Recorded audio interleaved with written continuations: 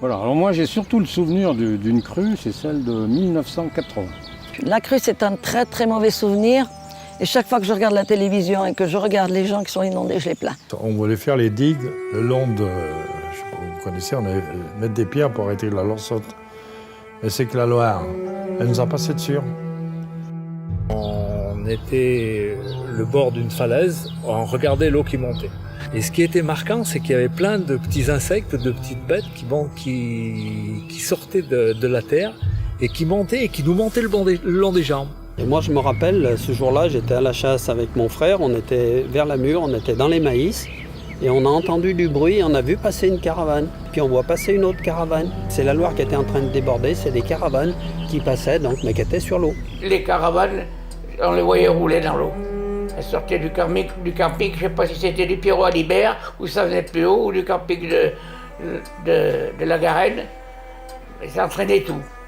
Mais c'était impressionnant, le bruit. Ce torrent-là. On sait qu'on faisait l'installation, là, qu'on triait, ça a été rasé. On avait quand même 6-7 mètres de caravanes empilées les unes sur les autres. Vous savez, je revois encore la Loire, là. On avait l'impression le lendemain matin, quand que la terre avait craqué. Elle était craquelée comme on la voit dans le désert. Hein. On voit quelque chose d'incroyable. Et le lendemain, quand ça baissait, c'était de la boue, du tout. Les moellons, les tuyaux étaient pleins de boue partout. Même l'armée était venue pour faire du nettoyage.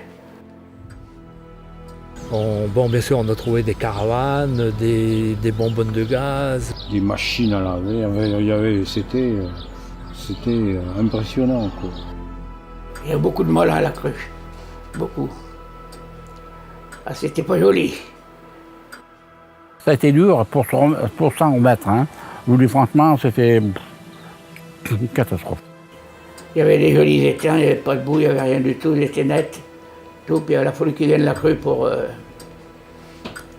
les abîmer.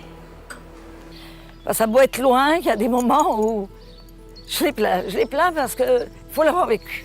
Je suis encore assez vieux, travaillé au REC, j'ai vu des crues, j'en ai vu, mais comme ça, venir d'un coup.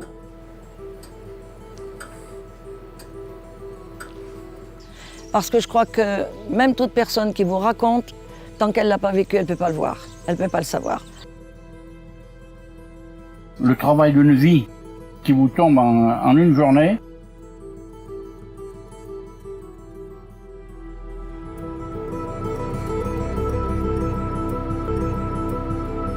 Les crues de Basse, c'est des crues qui sont liées aux épisodes Cévenol.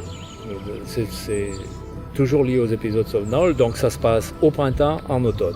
Et l'avantage aussi qu'on a, c'est que la météo nous prévient maintenant. On sait qu'il va y avoir un épisode Cévenol, donc on s'attend, on sait que ça va arriver. Je pense qu'il y a des travaux de confortement importants à faire. On doit mettre en place des plans de prévention. Alors, ça existe sur le camping, bien entendu, le plan d'évacuation, etc. On se dit que contre la nature, on peut faire des choses, mais on ne fera jamais tout. Hein. C'était pas beau à voir.